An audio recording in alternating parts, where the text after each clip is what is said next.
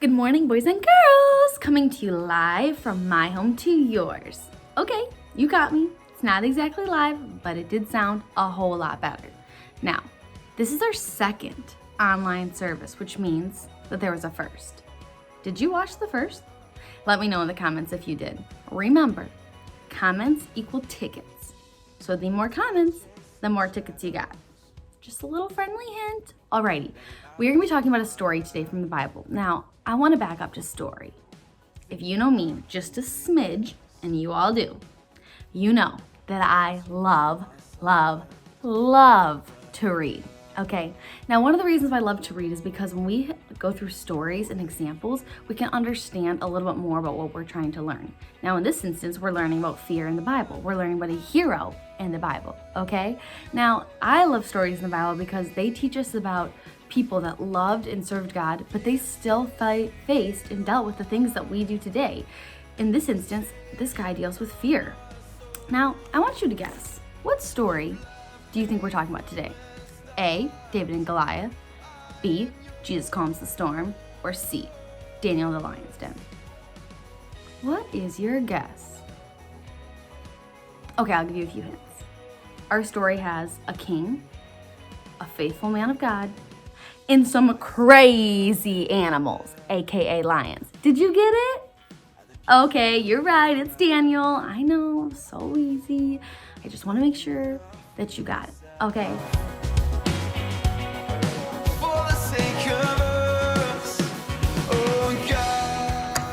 Hey kids, get ready to power shuffle with us. Send in a video of you doing the shuffle for 10 tickets.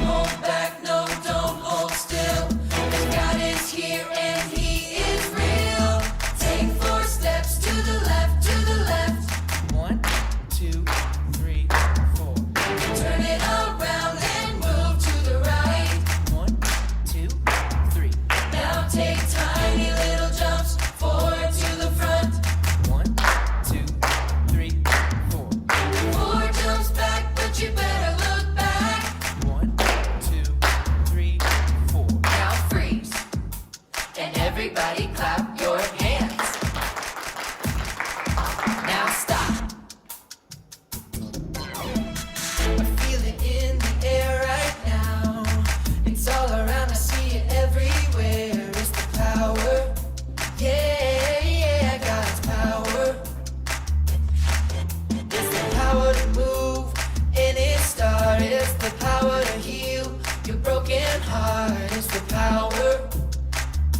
Yeah, God's power. So don't hold back, no, don't hold still. God is here and He is real. Take 4 steps to the left, to the left. 1, 2, 3, 4. Turn it around and move to the right. 1, 2, 3.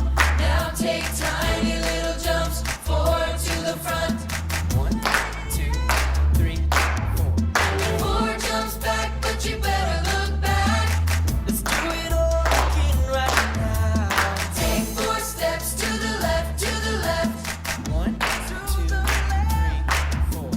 Turn it around and move to the right. 1, 2, 3. Now take tiny little jumps forward to the front. 1, 2, 3, 4. 4 jumps back, but you better look back. 1, 2, 3, 4. Now freeze. And everybody clap your hands. Now stop. This is who you are. Now, we're living in a time where some people might not want you to talk about God, and those people might end up being your own friends. And as you get older, they might be really mean about it. They may even threaten to harm you. They're gonna want you to make choices that go against what you believe, and they're gonna want you to disappoint God. Now, I don't think that you're gonna face a den of lions. We just don't really have that in America. But you are gonna face other things that are really scary. There's bullying, there's nasty people out there, and they can do a lot of things that would harm you.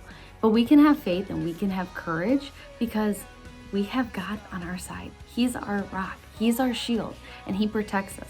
And we're gonna see that in our upcoming story. And I'm really excited for you guys to know more about Daniel and about how he faced some of the greatest fears in his life and how we can do the same thing. Like the stars in the night sky, like your father could. Okay, so Daniel is a prophet.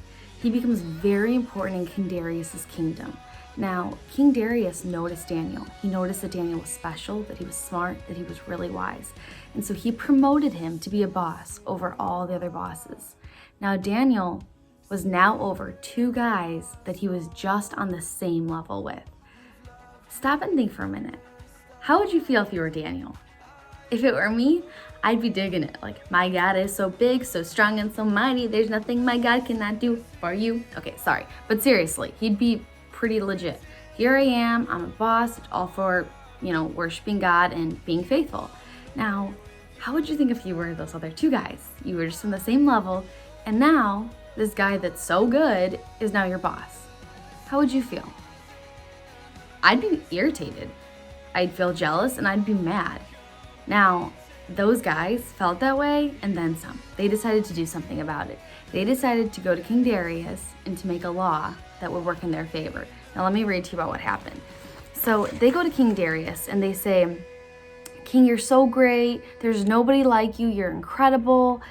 Now, I think that we should come up with a rule in our kingdom, a rule that everyone must pray to you and nobody else. After all, you're the king. So the punishment that we were thinking is that we would throw anyone who disobeys in with the lions. What do you think?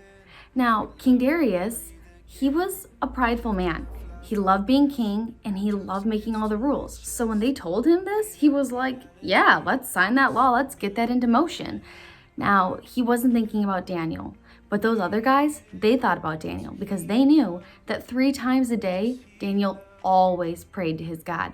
So they were just waiting and waiting and waiting for Daniel to mess up. So sure enough, the next day, those bad guys went on a little walk around Daniel's house and waited for him to pray. When they saw him praying, they were like, yes, we got him. Okay, so they ran back to King Darius and they said, King Darius, we have to tell you something. King Darius is, what's up? These men tell him, do you remember that law that you signed about how we can only worship you and pray to you for the next 30 days? He's like, yeah. And they said, well, this is a law, and so now you have to follow it. And Daniel just prayed 3 times to his God. Now, King Darius, in this moment, he was upset because now he realized that he had been tricked and that he had to follow through on his law because he was the king. And so now we're stuck. He doesn't want to put Daniel in the lion's den, but he has to because he made a law. So he sends Daniel to the lion's den. And these men, the bad men, they're thinking, we're good to go. We fix this problem, Daniel's gonna be surely eaten by those lions. Let me just tell you, they're hungry, they're ready to eat. Now, Daniel, I'm sure he was nervous, but when it came down to it, he wasn't frightened for his life because he knew that his God was bigger. And so King Darius, I'm gonna read this to you, this is powerful. Now King Darius, he's upset, but he's determined to rescue Daniel. So he tells Daniel, right before he throws him in the lion's den, may your God, whom you serve continually, serve you.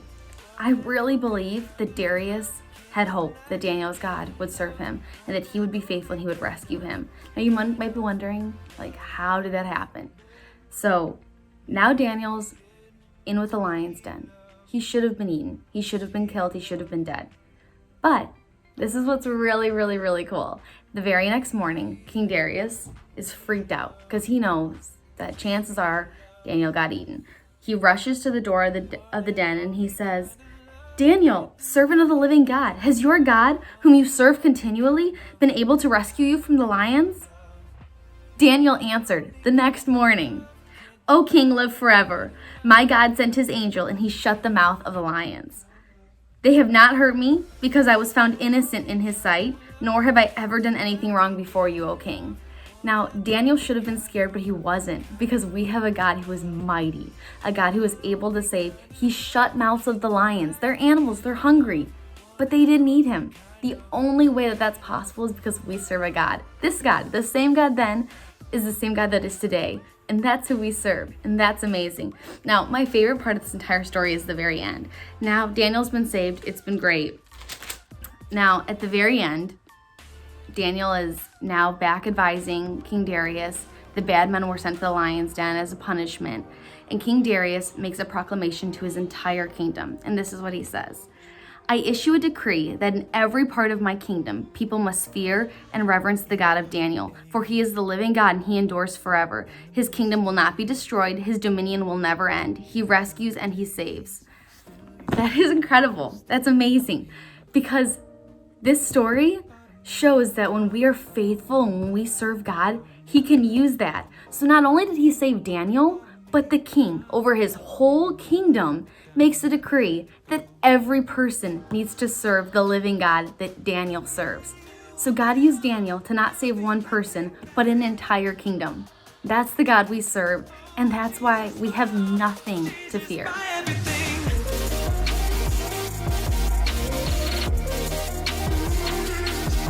Daniel, may your God whom you serve continually rescue you.